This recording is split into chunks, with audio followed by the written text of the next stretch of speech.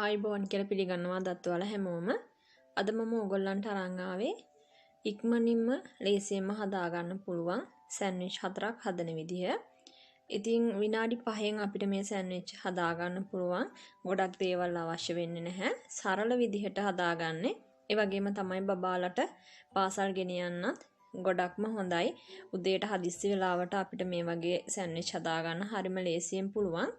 ඉතින් කලින් දවසේ අවශ්‍ය දේවල් ඈස්ති කරලා තියාගන්නත් පුළුවන්. එතකොට උදේට තවත් අපිට කාලය ඉතුරු වෙනවා. ඉතින් මම අද ඔයගොල්ලන්ට පෙන්නන්නේ මම හදාගන්න සෑන්ඩ්විච් වර්ග 4.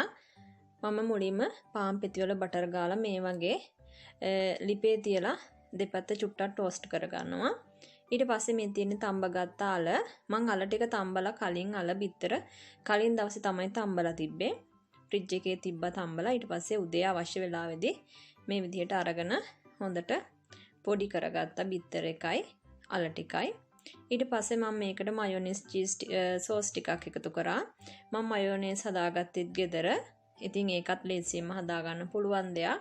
ඊට පස්සේ මේකට රස අනුව ලුණු ගම්මිරිස් එකතු කරනවා. ඉතින් ඔයගොල්ලන්ට පුළුවන් බබාලා ටිකක් ලොකුයි නම් එකතු කරන්න කෑලි මිරිස් එහෙම නැත්නම් අමු මිරිස් රතු ලුණු ඒ වගේ දේවල් එකතු කරලා තව රස කරගන්න. ඊට පස්සේ මේ වගේ පාන් පෙත්තකට ඒ හදාගත්ත මිශ්‍රණය තියලා මෙන්න මේ විදිහට හදාගන්නයි තියෙන්නේ.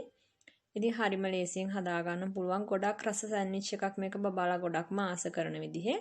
ඊට පස්සේ දෙවෙනි එක විදිහට මම චෙරි ටොමැටෝ දෙකක් ගත්තා. ඊට පස්සේ මොසරෙලා චීස්. මේකට ඕගොල්ලන්ට තියෙන චීස් වර්ගයක් එකතු කරන්න පුළුවන්.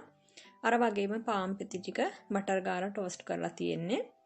ඊට පස්සේ මේ විදිහට අර කපාගත්තු දේවල් එකතු කරනවා. සලාඩ් ඕගොල්ලන්ට සලාඩ් තියෙනවා නම් සලාද කොළ මොනවා හරි ඒ ඕගොල්ලන් කන සලාද කොළ වර්ගයක් ගන්න පුළුවන්. ඉතින් මේක මේ විදිහටයි හදාගත්තේ. හරිම ලේසි. දෙවෙනි එක. ඊට පස්සේ තුන්වෙනි එක විදිහට මම මේකට හදන්නේ බිත්තර එකක්, ලුණු, ගම්මිරිස් කුඩු, පර්මිසන් චීස් ඒ ටික එකතු කරලා හොඳට මේ විදිහට ඔම්ලට් මිශ්‍රණය හදලා රත් වුණ පෑන් එකකට ඒ හදාගත්ත ඔම්ලට් මිශ්‍රණය දානවා.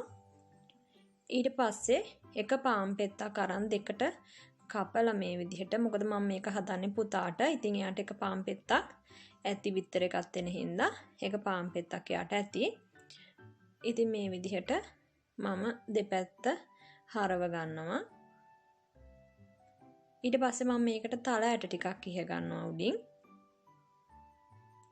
ඊට පස්සේ මේක අනිත් පැත්ත හරවලා දෙකට නවා ගන්න තියෙන්නේ. මේක එච්චරයි. ඒ විදිහට විතරයි. ඔයගලන්ට අවශ්‍ය නම් මැදට තව මොනවා හරි තියන්න පුළුවන්. දෙපැත්ත මාරු කර කර මේක මම චුට්ටක් පුච්ච ගත්තා. ඊට පස්සේ මේ තියෙන්නේ හදාගත්ත සෑන්ඩ්විච් එක. ඊට පස්සේ හතරවෙනි එක මේකට මම එකතු කරනවා ටෝෆු. මේ විදිහට ටෝෆු කෑලි දෙකක් විනාඩියක් විතර රත් වුණ තේ චුට්ටක තියලා දෙපැත්ත හදා ගන්නවා. මම ඒකට ගම්මිරිස් කුඩු ටිකක්, ලුණු ටිකක් රස අනුව එකතු කර ගන්නවා.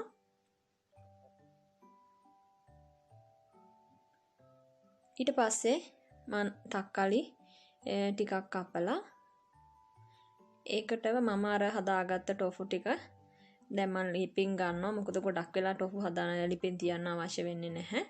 ඉතින් මේ වගේ බටර් ගාගත්ත අරන් ටෝස්ට් කරපු පාන් පෙත්තක මේ කපාගත්තු දේවල් සහ සලාද ටිකක් තියලා මම මේ විදිහට එකක් දෙකට කපලා මේ තියෙන්නේ දැන් මම මේ හදාගත්ත සෑන්ඩ්විච් එක.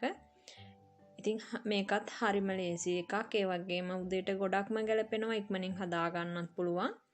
ඉතින් මම අරන් තියෙන දුඹුරු පාන් එක බබාලා දෙන්නට මම සුදු පාන් වලින් හදලා තියෙන්නේ. ඉතින් අපිට ගොඩක් වෙලාව නැති වෙලාවට මේ වගේ සරල විදිහට කෑම වේල් හදා ගන්න පුළුවන්. උදේ වේලට බබාලාට ඉස්කෝලේ ගෙනියන්නත් පුළුවන්. මම රස 4කින් විදි 4කට හදාගෙන තියෙන්නේ. ඉතින් එහෙනම් ආයෙමත් දවසක ඔයගොල්ලන්ට තවත් රෙසිපි එකක් අරන් එන්න. සුබ දවසක් කියලා ප්‍රාර්ථනා කරනවා ඔයගොල්ලන් හැමෝටම.